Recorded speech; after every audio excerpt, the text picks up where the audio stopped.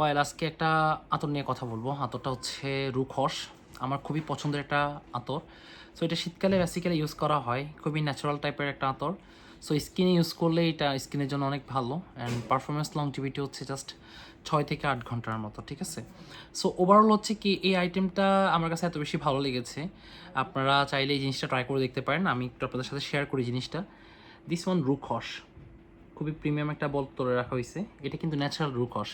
Rooks 3 রকমের হয়ে থাকে, একটা হচ্ছে এ গ্রেড, ভি গ্রেড এবং হচ্ছে সি গ্রেড। এই গ্রেডটা একটু বেশি ভালো ঘন হয়। আমার কাছে এই গ্রেডের কিন্তু 25 ml এখন স্টকে আছে, ঠিক আছে। সো আমি এটা একটু আপনাদেরকে দেখাই যে জিনিসটা কেমন হইতে পারে।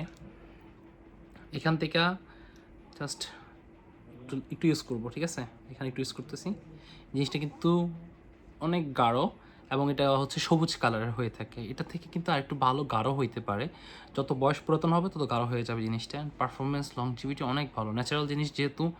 সো এই জিনিসটা ইউজ করলে আলাদা একটা ফিল পাওয়া যাবে এরকম। আপনারা এই জিনিসটা ট্রাই করে দেখতে পারেন। ন্যাচারাল রুখস খুবই ভালো একটা আইটেম। পেটিবার।